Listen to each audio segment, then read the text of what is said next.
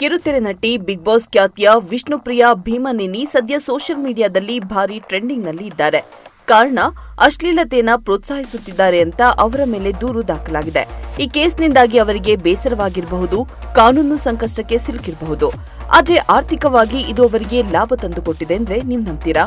ಖಂಡಿತ ನಂಬಲೇಬೇಕು. ತೆಲುಗು ನಟಿ big boss ಮಾಜಿ ಸ್ಪರ್ಧಿ ವಿಷ್ಣುಪ್ರಿಯಾ ತಮ್ಮ ವೈಯಕ್ತಿಕ ಇನ್ಸ್ಟಾಗ್ರಾಂ ಖಾತೆಯಲ್ಲಿ ಎಕ್ಸ್ಕ್ಲೂಸಿವ್ ಕಂಟೆಂಟ್ ವೀಕ್ಷಿಸಲು ₹390 ಸಬ್ಸ್ಕ್ರಿಪ್ಷನ್ ಶುಲ್ಕವನ್ನು ನಿಗದಿಪಡಿಸಿದ್ದಾರೆ. ಆದರೆ ಇವರು ಎಕ್ಸ್ಕ್ಲೂಸಿವ್ ಕಂಟೆಂಟ್ ಹೆಸರಿನಲ್ಲಿ ಅಶ್ಲೀಲತೆಯನ್ನು ಪ್ರೋತ್ಸಾಹಿಸುತ್ತಿದ್ದಾರೆ ಎಂಬ ಆರೋಪ ಕೇಳಿಬಂತು. ಈ ಸಂಬಂಧ ವಿಜಯವಾಡದಲ್ಲಿ ಎಐಎಸ್ಎಫ್ ಸಂಘಟನೆ ಪೊಲೀಸರಿಗೆ ದೂರನ್ನ ನೀಡಿದ್ರು.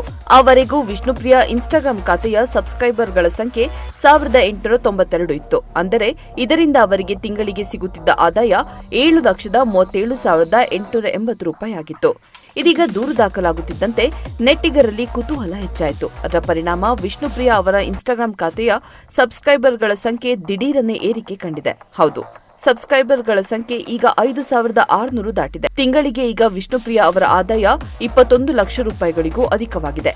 ಕೇವಲ ಒಂದು ವಿವಾದದಿಂದ ಅವರ ಮಾಸಿಕ ಆದಾಯದಲ್ಲಿ ಬರೋಬ್ಬರಿ ₹14 ಲಕ್ಷ ಅಧಿಕ ಏರಿಕೆ ಕಂಡು ಬಂದಿರುವುದು ಅಚ್ಚರಿಯನ್ನ ಮೂಡಿಸಿದೆ. ದುಡ್ಡಿಗಾಗಿ ಯುವಜನತೆಯನ್ನ ಹಾದಿ ತಪ್ಪಿಸುವಂತಹ ಅರೆನಗ್ನ ವಿಡಿಯೋಗಳನ್ನ ವಿಷ್ಣುಪ್ರಿಯಾ ಪೋಸ್ಟ್ ಮಾಡುತ್ತಿದ್ದಾರೆ. ತಕ್ಷಣ ಅವರ ಇನ್ಸ್ಟಾಗ್ರಾಂ ಖಾತೆಯನ್ನ ಬ್ಲಾಕ್ ಮಾಡಬೇಕು ಎಂದು ಒತ್ತಾಯಿಸಿ ಎಐಎಸ್ಎಫ್ ರಾಜ್ಯ ಉಪಾಧ್ಯಕ್ಷ ಎಂ ಸಾಯಿಕುಮಾರ್ ವಿಜಯವಾಡದ ಸೈಬರ್ ಕ್ರೈಂ ಪೊಲೀಸರಿಗೆ ದೂರು ನೀಡಿದ್ರು. ಸೆಲೆಬ್ರಿಟಿಗಳಾಗಿ ಸಮಾಜಕ್ಕೆ ಮಾದರಿ ಆಗಬೇಕಾದವರು, ಆದರೆ ಇಂತಹ ಅಶ್ಲೀಲ ಪ್ರಚಾರ ಮಾಡುವುದು ಸರಿಯಲ್ಲ ಎಂದು ಅವರು ಟೀಕಿಸಿದರು. ಆದರೆ ನೈತಿಕ ಮೌಲ್ಯಗಳನ್ನು ಕಾಪಾಡುವ ಉದ್ದೇಶದಿಂದ ಈ ದೂರನ್ನು ನೀಡಲಾಗಿದ್ದರೂ ಇದು ಪರೋಕ್ಷವಾಗಿ ವಿಷ್ಣುಪ್ರಿಯಾಗೆ ಉಚಿತ ಪ್ರಚಾರ ನೀಡಿದಂತಾಗಿದೆ.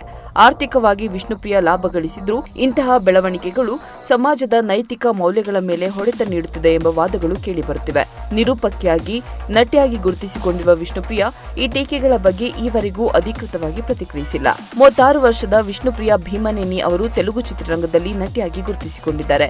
ವಾಂಟೆಡ್, ಪಾಂಡುಗಾಡ್, ಚೆಕ್ಮೇಟ್, ದಿ 100 ಮುಂತಾದ ಸಿನಿಮಾಗಳಲ್ಲಿ ನಟಿಸಿರುವ ವಿಷ್ಣುಪ್ರಿಯಾ ದಯಾ ಎಂಬ ವೆಬ್ ಸರಣಿಯಲ್ಲಿಯೂ ನಟಿಸಿದ್ದಾರೆ. ಬಿಗ್ ಬಾಸ್ ತೆಲುಗು ಸೀಸನ್ 8ರಲ್ಲಿ ಸ್ಪರ್ಧಿಯಾಗಿದ್ದ ಅವರು 98 ದಿನಗಳ ಕಾಲ ಮನೆಯೊಳಗೆ ಇದ್ದರು. ಬಿಗ್ ಬಾಸ್ ನಂತರ ವಿಷ್ಣುಪ್ರಿಯಾ ಅವರ ಜನಪ್ರಿಯತೆ ಜಾಸ್ತಿಯಾಗಿತ್ತು. ಇಂಟ್ರೆಸ್ಟಿಂಗ್ ಮತ್ತು ಇನ್ಫಾರ್ಮೇಟಿವ್ ವಿಡಿಯೋಗಳನ್ನ ಮಿಸ್ ಮಾಡ್ಕೋಬೇಡಿ. ಈಗಲೇ ಸಬ್ಸ್ಕ್ರೈಬ್ ಮಾಡಿ.